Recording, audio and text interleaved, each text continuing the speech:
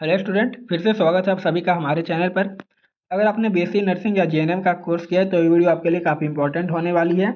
इस वीडियो में मैं आपको इस वैकेंसी के बारे में बताऊंगा, तो वीडियो को पूरा देखें। और हम अगर आप हमारे चैनल पर पहली बार आए हैं तो वीडियो को लाइक कर दें और चैनल को सब्सक्राइब कर लें। दोस्तों, नर्सिंग ऑफिसर और सिस्टर ट्यूटर के लिए टोटल 2317 पोस्ट पर वैकेंसी आई हुई है और ये इस भर्ती का ऑफिशियल नोटिफिकेशन है। इसके लिए ऑनलाइन अप्लाई होना स्टार्ट हो चुका है 6 अप्रैल से, और फॉर्म भरने की लास्ट डेट 20 अप्रैल तक होने वाली है। उसके बाद यहाँ पर जो है एप्लीकेशन फ़ी के बारे में बताया गया है। अगर आप जनरल कैटेगरी के स्टूडेंट होंगे तो आपको 500 रुपये देने होंगे, और मध्य प्रदेश के मूल निवासी SC ST OBC और EWS और दिव्यांगजन अभ्यर्थी के लिए यहाँ पर 250 रुपये एप्लीकेशन फ़ी लग रहे हैं। उसके बाद आपका जो है टेंटेटिव एग्जाम डेट भी बताया गया है, जो कि आपको 15 मई का टाइम दिया गया है, और टोटल आपके जो है 2 शिफ्ट में एग्जाम होंगे। उसके बाद यहाँ पर एग्ज़ाम से रिलेटेड इंस्ट्रक्शन दिए गए हैं कि आपको कैसे एग्ज़ाम में जाना है और कैसे कैसे आपका वेरिफिकेशन होगा और कैसे आपको एग्ज़ाम में एंट्री मिलेगी, इसके बारे में यहाँ पर बताया गया है। उसके बाद और भी इससे आगे देखते हैं,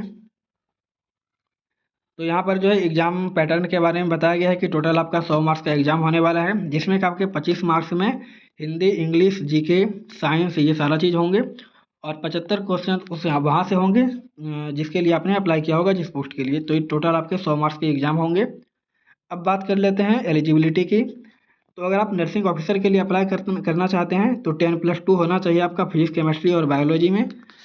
उसके साथ ही साथ आपको मध्य प्रदेश रजिस्ट्रेशन काउंसिल से या फिर किसी मान्यता प्राप्त नर्सिंग प्रशिक्षण संस्थान से अगर आपने 4 साल का BSc नर्सिंग किया हुआ हो, अथवा 2 साल का पोस्ट बेसिक BSc नर्सिंग किया हो, अगर और इसमें आपके अगर 45% मार्क्स हैं तो आप इसके लिए अप्लाई कर सकते हो। और अगर आप SC ST और OBC कैटेगरी से बिलोंग करते हो तो आप इसके लिए पहला तो आपका ये जो है मध्य प्रदेश रजिस्ट्रेशन काउंसिल से नर्सिंग प्रशिक्षण लिया हो, या फिर अगर आप 2 साल का BSc नर्सिंग में अगर आपने 40% पास किया हो, 40% आपके मार्क्स है, तो आप इसके लिए अप्लाई कर सकते हैं, क्योंकि आपको जो है यहाँ पर 5% की छूट दी जा रही है। अब बात कर लेते हैं सिस्टर ट्यूटर के लिए। तो सिस्टर ट्यूटर के बारे में भी वही है कि 10+2 होना चाहिए आपका फिजिक्स, केमिस्ट्री और बायोलॉजी से। इसके साथ ही आपको BSc नर्सिंग या फिर पोस्ट BSc नर्सिंग में अगर आपका 1 साल का एक्सपीरियंस है तो आप इसके लिए अप्लाई कर सकते हैं। ये हो गई एलिजिबिलिटी के बारे में। उसके बाद आपको जो है पहले रजिस्ट्रेशन करना होगा Madhya Pradesh nurses registration council से, उसके बाद ही आप इस फॉर्म को अप्लाई कर सकते हैं। फिर यहाँ पर एज लिमिट के बारे में दिया गया है कि आपकी जो एज लिमिट है वो 18 से 40 साल तक होने वाली है। उसके बाद यहाँ पर एक और बताया गया है, वो हो गया जनरल कैटेगरी के लिए आप 18 से 40 साल तक फॉर्म को भर सकते हैं। उसके बाद मध्य प्रदेश के जो अनुसूचित जाति और अनुसूचित जनजाति अन्य पिछड़ा वर्ग इस कैटेगरी से बिलोंग करते हैं तो आपको 5 वर्ष की छूट मिलेगी, तो आप 45 वर्ष पूरी करने तक आप इस फॉर्म को भर सकते हैं। उसके बाद और भी चीज़ें देख लेते हैं। यहाँ पर ये बेसिक चीज़ें बताई गई कि कैसे अगर आप किसी कैटेगरी से बिलोंग करते हैं तो आपको कितनी छूट मिलेगी, और आपको फॉर्म भरते टाइम कैसे आपको सर्टिफिकेट देना है, ये सारा चीज़ यहाँ पर बताया गया है। यहाँ पर और भी चीज़ें देख लेते हैं। ये सारा जो है रिजर्वेशन से रिलेटेड ऊपर में इंस्ट्रक्शन दिया हुआ है। अब बात कर लेते हैं, यहाँ पर देखिए नर्सिंग ऑफिसर के लिए जो है यहाँ पर टोटल 1256 पोस्ट के लिए वैकेंसी आई हुई है, और यहाँ पर कैटेगरी वाइज वैकेंसी मेंशन किया हुआ है। उसके बाद यहाँ पर देखिए ये डिस्ट्रिक्ट वाइज वैकेंसी आई हुई है, जैसे कि विदिशा में टोटल 34 पोस्ट के लिए वैकेंसी आई हुई है। फिर यहाँ पर ग्वालियर में आपके 273 पोस्ट पर वैकेंसी आई हुई है। तो ये जो है डिस्ट्रिक्ट वाइज वैकेंसी आई हुई है। आप अपने डिस्ट्रिक्ट के अकॉर्डिंग देख लीजिएगा कि किस ज़िले में किस डिस्ट्रिक्ट में कितनी पोस्ट पर वैकेंसी आई हुई है। ये सारा यहाँ पर कैटेगरी वाइज मेंशन किया हुआ है।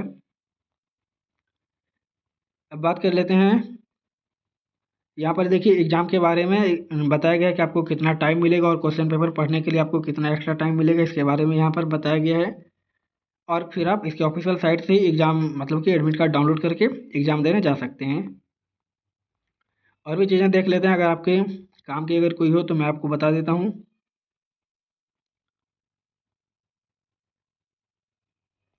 यहाँ पर देखिए डॉक्यूमेंट के बारे में बताया गया है कि कौन कौन से डॉक्यूमेंट लगेंगे आपके फॉर्म भरते टाइम। तो ये आप जो है डॉक्यूमेंट के बारे में अच्छे तरीके से पढ़ लीजिएगा और फिर आप फॉर्म भर लीजिएगा इसका। और यहाँ पर ये भी बताया गया है कि आपका जो लास्ट डेट है, तो लास्ट डेट में आपका जो है 12 बजे तक ही आप इस फॉर्म को भर सकते हैं।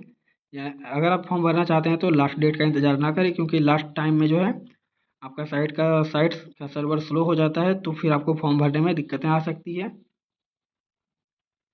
और भी चीज़ें देख लेते हैं, अगर आपके काम की कुछ हो तो।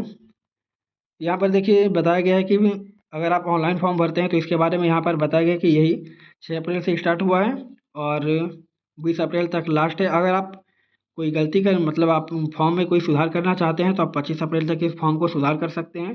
फिर आपके ये हो गए एग्ज़ाम से रिलेटेड इंस्ट्रक्शंस। उसके बाद परीक्षा शुल्क के बारे में देखिए, अगर आप यहाँ पर मध्य प्रदेश के मूल निवासी ईडब्ल्यूएस ओबीसी एससी एसटी हैं तो आपको यहाँ पर आवेदन पत्र जमा करने के लिए ऑनलाइन पोर्टल का जो है यहाँ पर एमपी ऑनलाइन का पोर्टल यहाँ पर दिया हुआ है। ये यहाँ पर आपको एक्स्ट्रा पैसे लगेंगे, इसके बारे में भी यहाँ पर बताया गया है। और अगर आप फॉर्म में सुधार करना चाहते हैं तो आपको यहाँ पर इसके बारे में भी बताया गया है कि कितने पैसे आपके लगेंगे।